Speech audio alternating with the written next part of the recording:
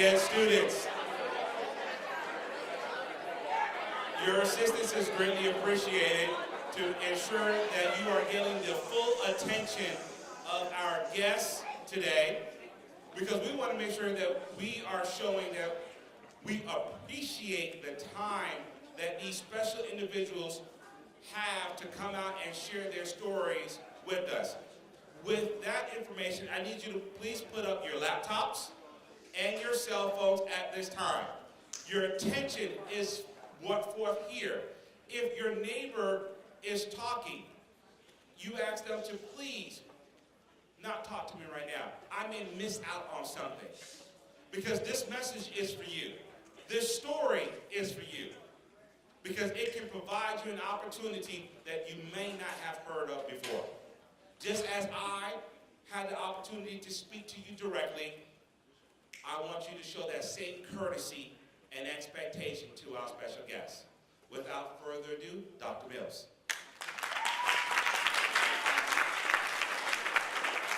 Thank you. I appreciate being able to be here. I appreciate your principal, and I appreciate all of the staff, the teachers, the educators here that are making a difference in your lives. You know, we saluted the American flag here, and I don't know how many of you realize how many people gave their lives so that we can have what we have in this country. This flag means a lot to me because I look back in the history of my own people, and I see how my ancestors and others gave their lives. I have a hero. I have a hero.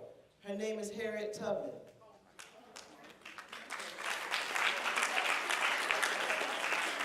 And I can truly tell you that she's the only person I can say today is my hero. And she's been deceased a long time. But her acts, her works, what she did, how she laid her life down over 200 times to come back into the South. After she got freed, she came back to the South over 200 times to help others get their freedom. And it's so important that we each care enough about one another that we are going to continue to make America great.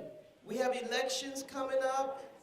There's a lot of people out there that feel as if their vote does not count. But right now we're in early voting. And I'm going to tell you, young people, as soon as you turn 18, understand this: your vote counts.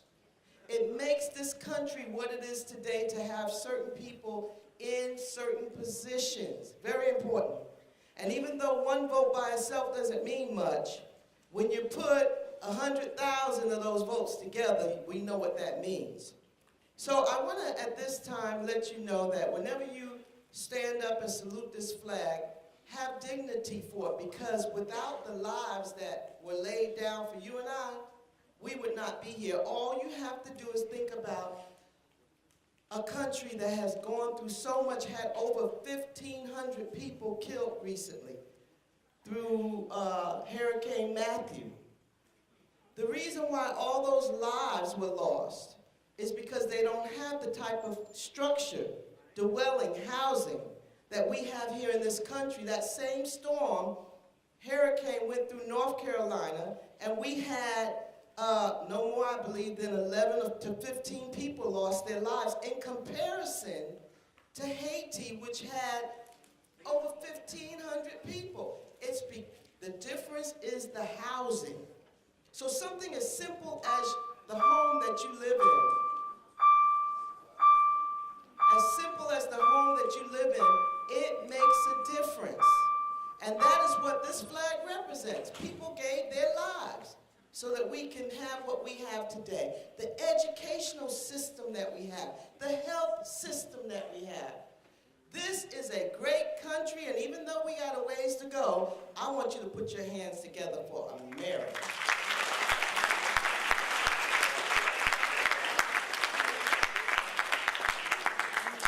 I am standing before you today because of people who went out and voted. That's why I'm here. That's why we have the Speakers Bureau, because of people who went out to vote. And that's that's why our speaker is here. Well, one of the reasons why he's here, he's a dynamic speaker, that's the other reason. But State Representative Larry Lee is here to share with you his story today. And he had to be voted into office again. Somebody had their hands put together. You can clap for him. This is exciting. And he would take out of his busy schedule and come to speak to you and I.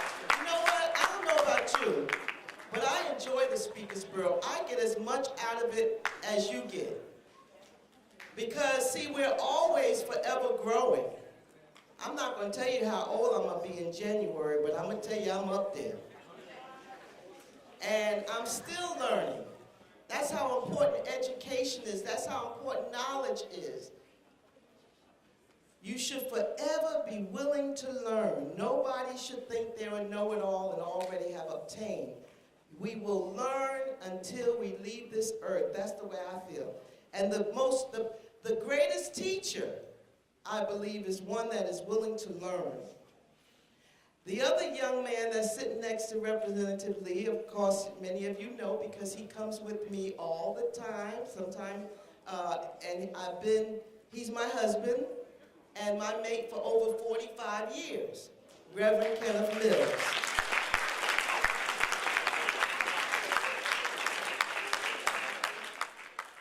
He's also my bodyguard, if anybody want to get kind of, you know.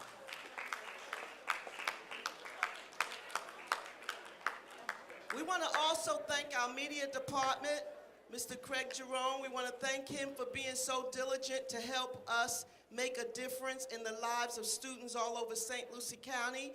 He records this program so that it can be shown to anybody that wants to see it in St. Lucie County, even beyond St. Lucie County.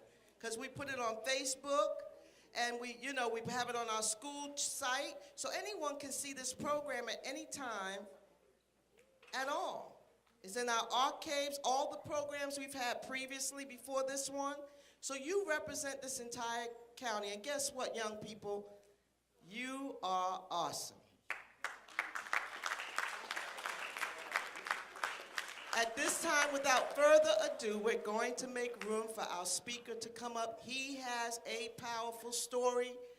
We ask people to come and share with you young people because we want you to know that you are not what you were born into this life. Whatever that situation is, whether you have wealth or whether you have poverty, you are not your situation. You are fearfully and wonderfully made, and we want you to understand that, to know that, to use that, and to be that. Representative Larry Lee, thank you so much for coming and sharing. Thank you, Ms. Mills, and good morning. What I want to do is I want to start out by asking you a question. I'm going to ask you a series of questions as we speak this morning. I'd like to see a show of hands of all of those who know what a state representative is. Okay. Now, those of you who didn't raise your hand, don't feel bad because when I was in the 9th grade, I did not know. And if someone would have told me that a little black boy growing up in Fort Pierce in the 60s and the 70s would one day serve in the Florida House of Representatives, I would have asked, what is the Florida House of Representatives? But I stand here today as a testament to what can happen when you dream and you believe in yourself. As I stand here, I look out there and I see so much potential. Pastor Mills and I have known each other since grade school.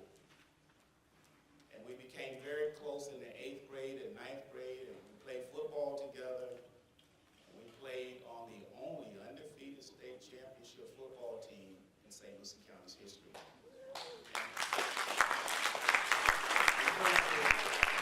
going to tell you a little bit about that in my story. But I also want you to know that you got got to believe in yourself. You need to take pride in how you carry yourself, how you act in school. Someone is always watching you. I had some great people in my life that helped me see that early on in junior high, middle school, high school, and college, and even to this day. My high school football coach texts me. We still stay in touch. He lives over in Lake Wells. But he texts me a very encouraging message that I'm going to leave you with this morning at the end of this talk. But I want to tell you my story. When I was growing up in Fort Pierce, we had a lot of dirt roads all over northwest Fort Pierce, which is really called the Lincoln Park community. There were not many jobs available, and the jobs that were available were basically agricultural jobs. Pastor Mills and myself and a lot of our teammates, when we were your age, in just the 9th and 10th grade, we got up at 3 o'clock in the morning and went to an area on Avenue D called the loading zone. The loading zone was an area where they had these old school buses that they had converted into farm labor buses. And these buses, we would get on these buses, and you had to get there like 3 or 4 o'clock in the morning because everybody was trying to get on the bus to go to work. We had great work ethics. And we would get on that bus, and we would ride an hour to 2 hours to a tomato field. We would leave town when it was dark. Kenny, you remember those days? We would leave town when it was dark. And when we came back home, we got off at 5 o'clock that evening. And by the time we got back to town, it was dark. We worked from sunup to sundown for $8 per day. $8 per day. Some people won't even do that for an hour. But back then, you got to understand inflation. Back then, you could buy gas for 18 cents a gallon. You can buy a loaf of bread for 25 cents. And I remember every Monday, Pastor Mills and I and my other teammates, we always wanted to see who could outdress the other.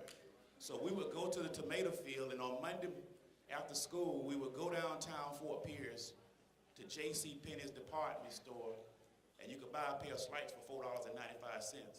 And we would buy our slides. And when you saw the students in high school, in particular at Fort Pierce Central, they were well-dressed, they were well-groomed. And I remember, and Ken, you remember this also, we had pep rallies. And the football players, when we went to those pep rallies, we were the best-dressed students, in school. We had respect not only from our peers and our teachers, but also the community.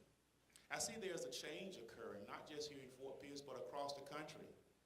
I see, and not all of you, but I see a lack of pride starting to occur in how we carry ourselves, how we act. And I want you to know that your attitude will determine your altitude. Now, what does that mean? How you feel about yourself, your community, and others will determine how far you go in life. I've always believed, not just in helping myself, but helping others. And I surrounded myself early on because I was not the brightest guy in school. I was a C student. I lacked confidence. And I remember going out for the football team in the 7th grade, and I didn't make the team. There had a couple hundred kids going out there, and they only had about 75. I got cut, I didn't make the team. The next year, Ken and we went over to what was then called St. Lucie Junior High School. And they had 4 intramural teams.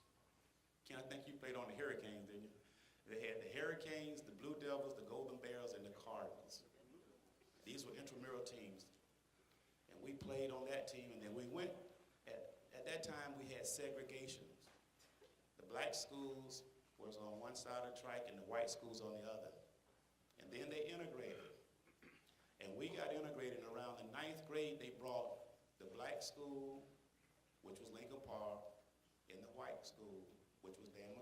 together. And they created what they called Dan McCarty Annex, which was where Fort Pierce Central is. It was a 9th grade school. I went out for the team, and I made the team. But the coach was using me and another guy as the messenger boy. And the messenger boy was the guy that stood by the coach. And he'd say, Lee, go in there and tell them to run such and such play. I run in, I say, coach say run such and such play. Run the play, then I run back off. So I say, the heck with this, I quit.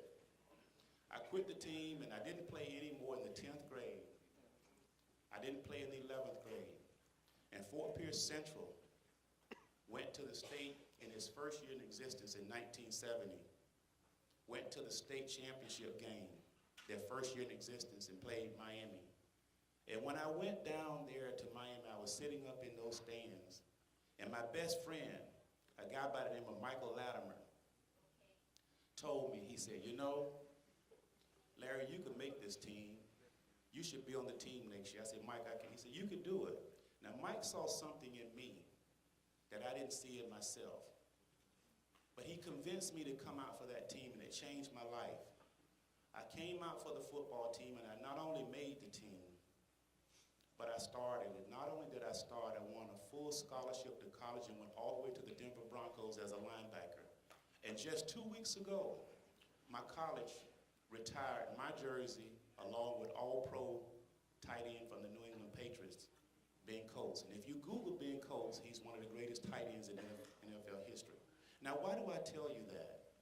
I tell you that because here was a guy who had listened to others that said, you can't do this, you can't be this.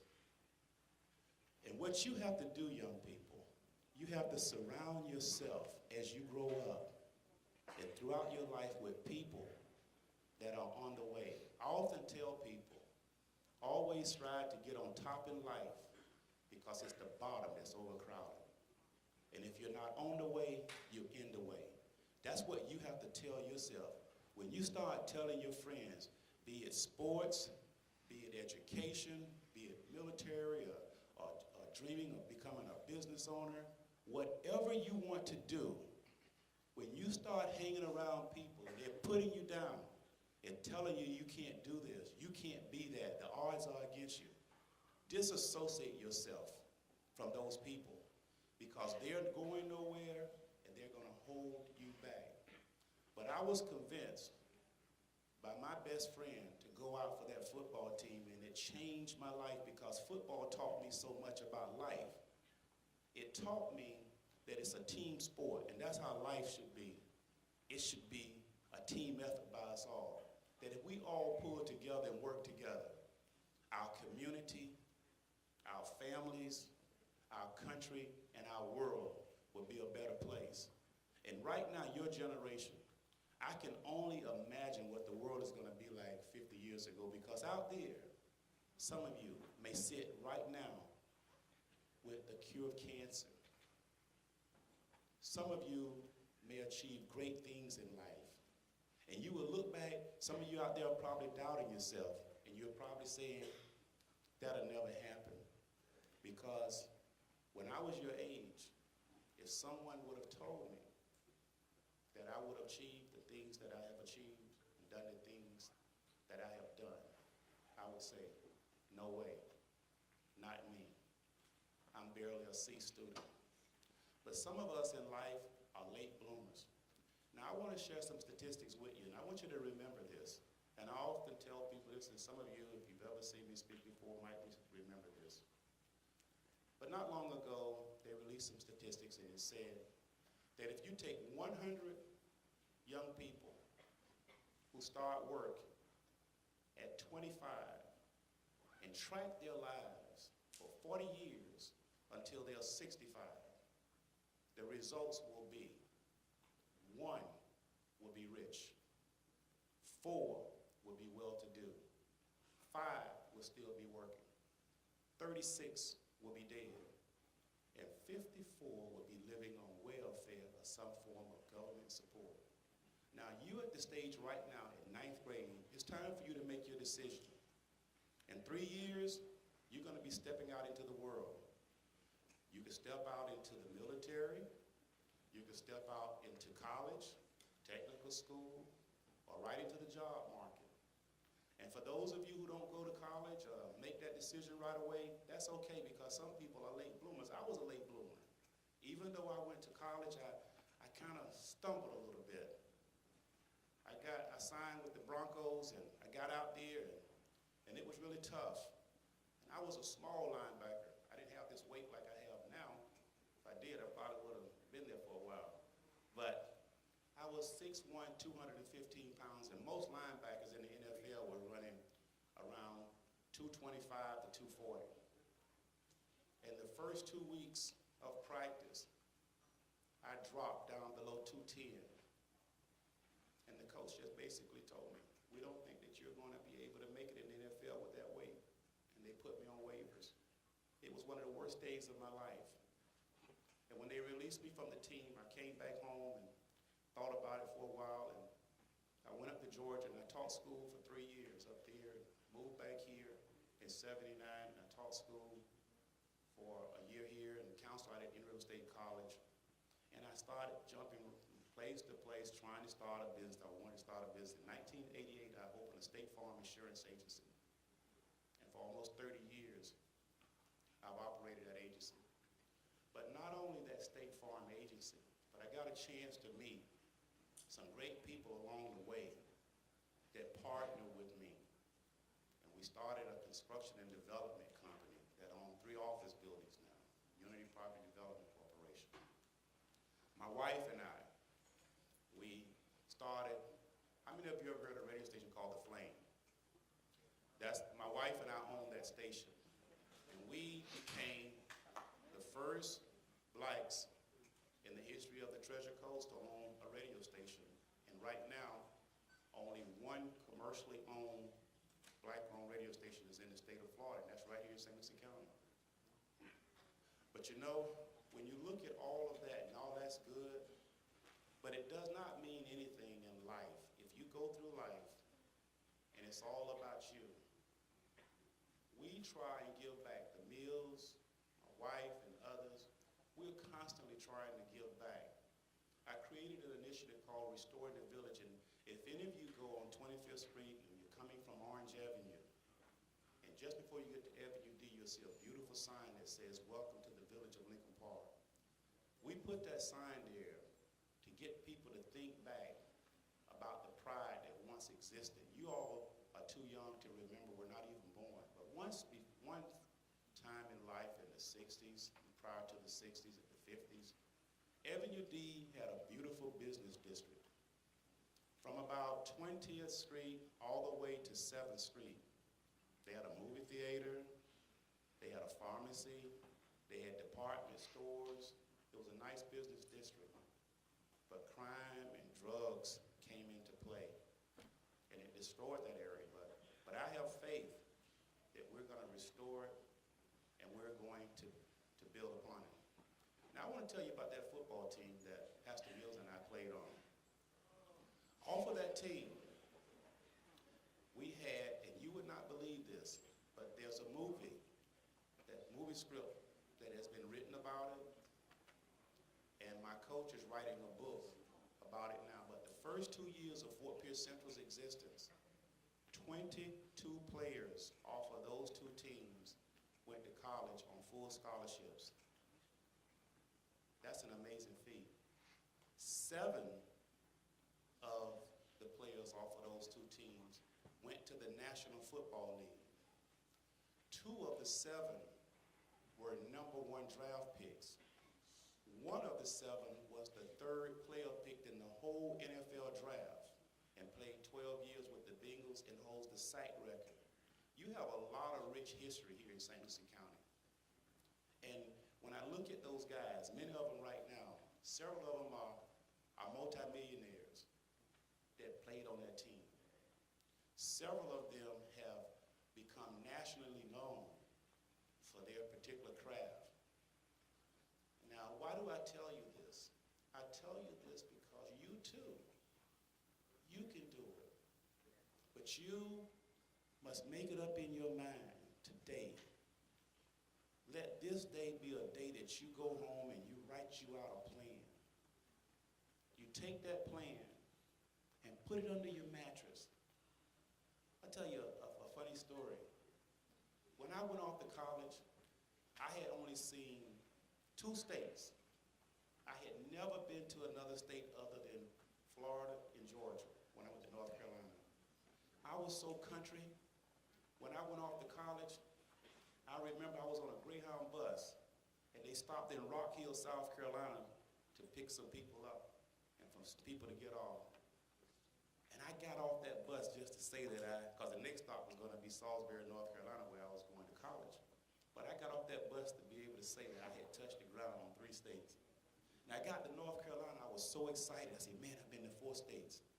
And I used to have a little notepad, piece of paper I kept under my mattress at college, and my roommate thought I was weird.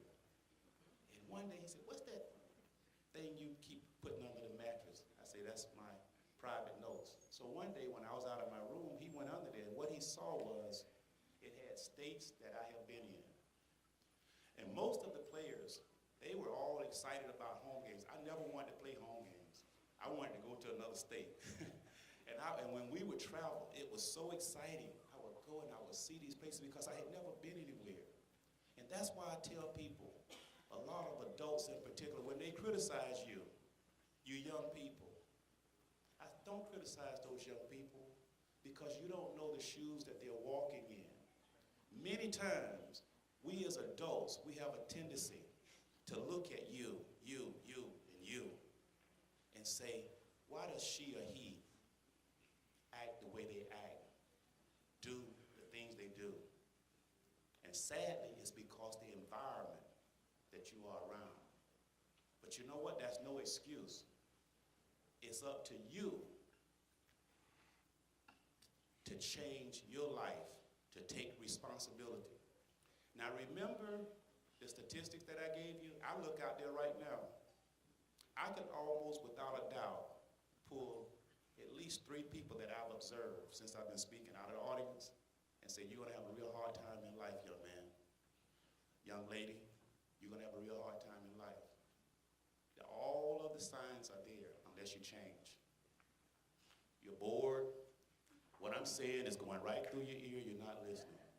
What's gonna happen is life is gonna hit you square in the face one day. And some of you might wake up around 20. Some of you got it right now, that 5%. That 5% that I talked about, some of you are in that 5% right now. Others, you're gonna hit it around 20. Some of you, it's gonna happen around 30. And unfortunately, some it's gonna never hit. You'll go to your grave not knowing why you ended up in life the way you ended up. Broke, frustrated, and disgusted with life. And this 9th grade year that you're in right now, it's gonna go by so fast.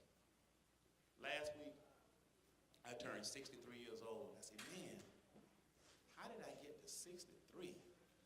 And I remember when I was a kid, like y'all age, I saw these old people walking around like 63. I said, I wonder do I look like that to those young people right now. But you know what? It's your attitude. Remember I told you attitude determines your altitude? The mind is a powerful thing. I exercise, I eat right, I don't abuse my body.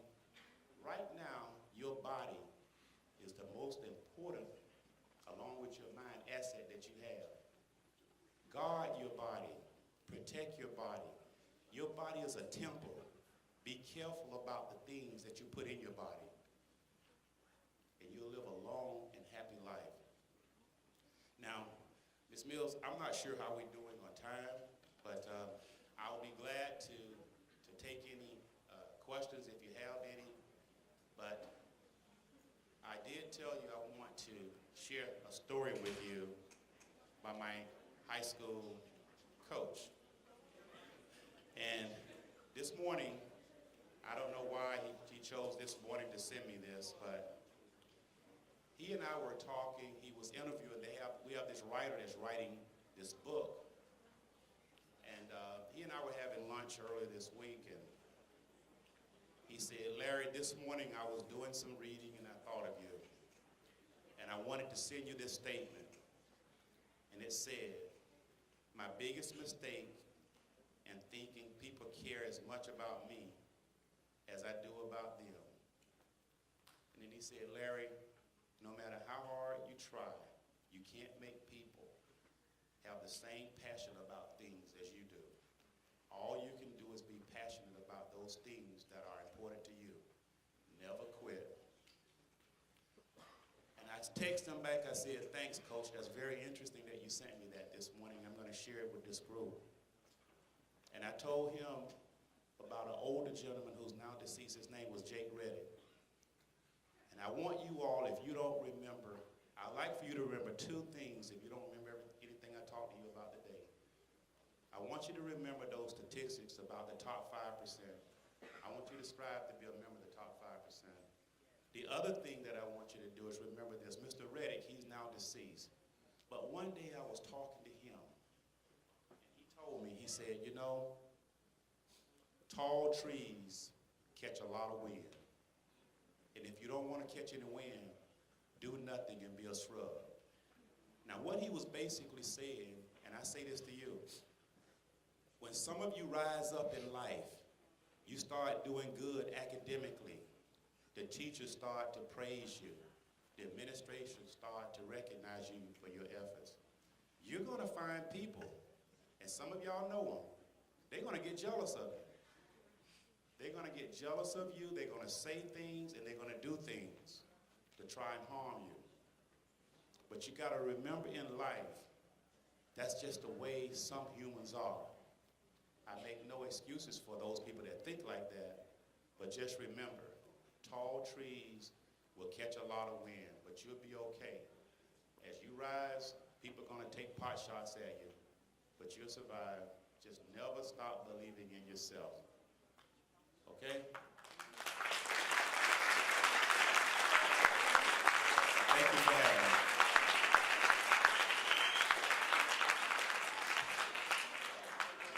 Representative Larry Lee, we give you this, this plaque to thank you for taking out of your busy schedule and coming to Westwood. This is a plaque from Fort Pierce Westwood High School in gratitude to you for your outstanding contribution to the students of St. Lucie County.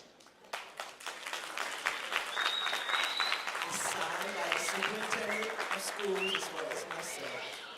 And put your hands together again for our distinguished speaker. Now, I got a whole lot out of that. Raise your hand if you got a lot out of that. I'm going to be in the 5%. How about you? And you know, let me say this. You young people were very attentive. I don't know who Representative Lee saw where he said he could pick out 3 people, because I couldn't pick out none. But see, he's up here. When you're up here and you're speaking, you're looking across to your audience, and the least little thing you could see. And, but I tell you what, that's, if we take 100%,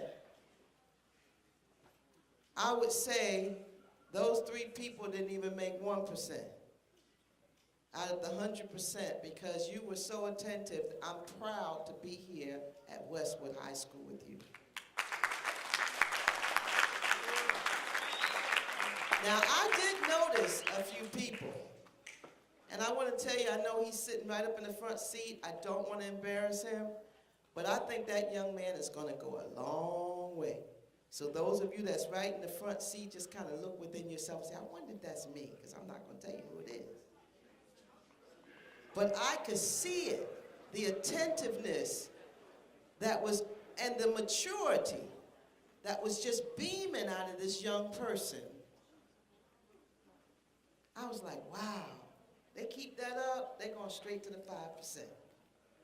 And so, again, I appreciate Representative Lee for his outstanding speaking and sharing, and his willingness.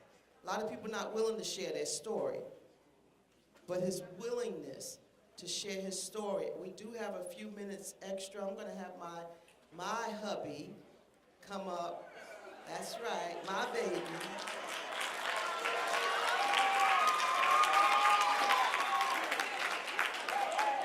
He was handpicked by me. You girls know what I'm talking about, right? But I want to say this, you know, while we're talking about this, before he comes up. Our marriage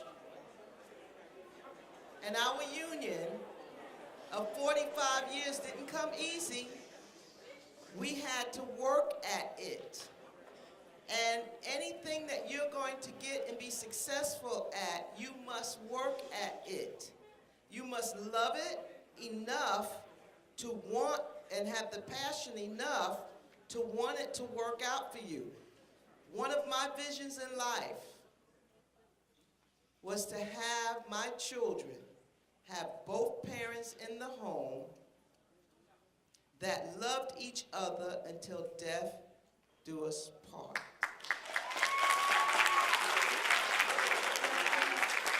And I could not do it alone. Sometimes people get into marriages and only one of them feel that way.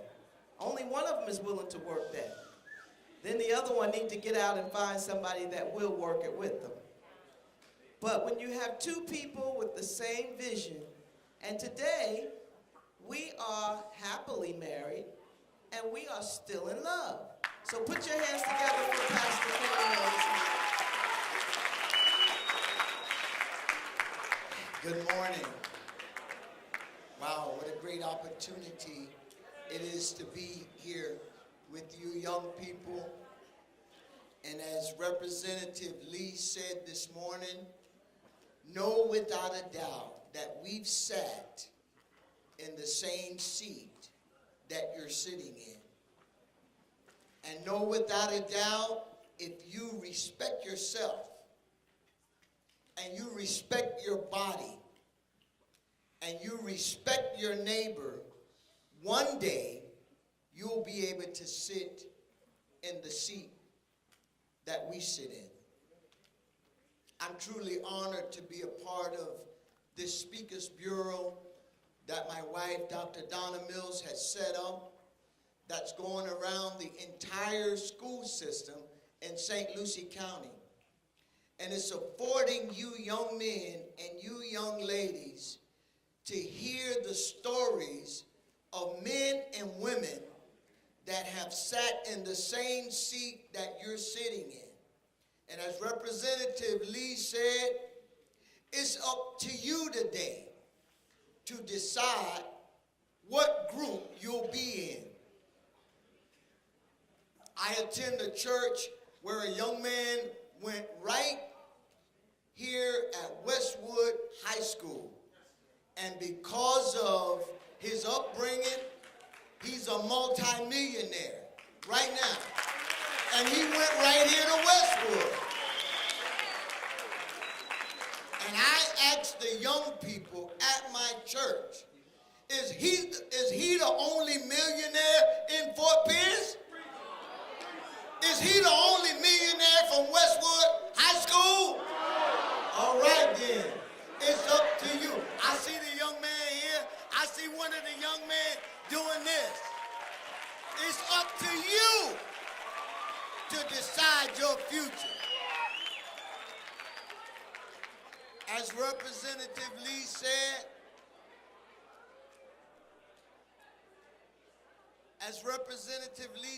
as I conclude, don't you allow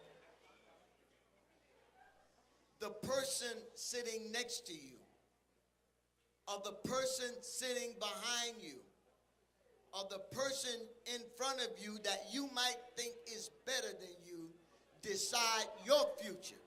You be the one that decide who you're gonna be 3 years from now, 4 years from now, 10 years from now. Thank you, Westwood High School, and God bless you.